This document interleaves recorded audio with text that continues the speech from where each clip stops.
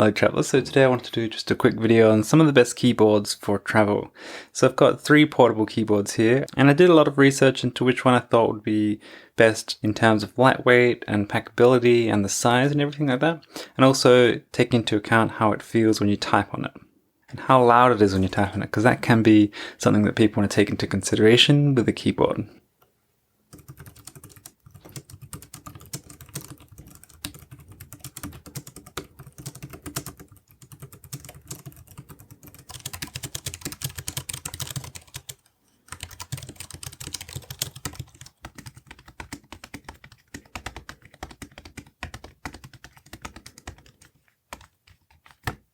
So the battery life on all these is pretty good. The Logitech, they say you get like a month, between a month and 3 months on a single charge. This one, while I haven't fully tested it, I think it's roughly the same. And because none of these are backlit keyboards, they'll have a fairly long lasting battery. So these 2 keyboards, this one here is the BOW folding keyboard, and this one is the Logitech Keys To Go. Both of these ones have rechargeable batteries, so they both charge via a micro USB on the side here. Same with this one. They also both do have a switch just on the side here to turn them on and off. Now this Logitech keyboard is actually running on battery power. So this takes 2 AAA batteries. So this keyboard I've actually been using for the longest period of time. The round keys make it very nice to type on, has nice key travel, and it's not too loud, as you can hear. So while this is probably overall my favorite keyboard in terms of size, typing, and the loudness, it is unfortunately its biggest downfall is the weight.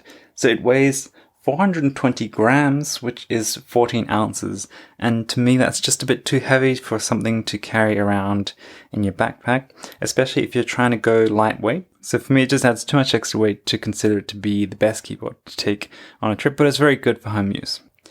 Now the BOW folding keyboard, also known as the HB119, and the Logitech Keys To Go, these are both roughly the same weight, and that is 170 grams or just about 6 ounces. So to me 6 ounces is just about right. So it's about half the weight of those folio keyboards you get for the iPads. You can still get quite a good keyboard for that weight capacity. Now the Keys To Go, I like the form factor because it's very thin and it's got like a spill resistant coating, and it's very lightweight and has a nice texture to it.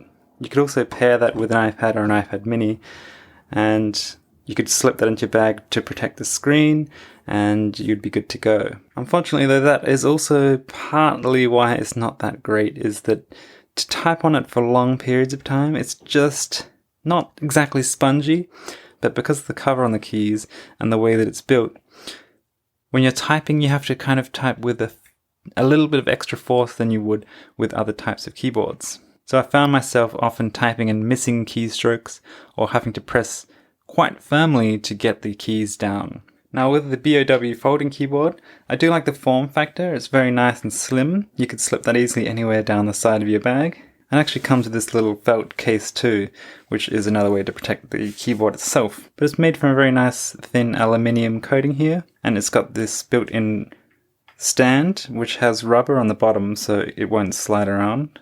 And they hold down there with magnets. The keyboard just slides open like this.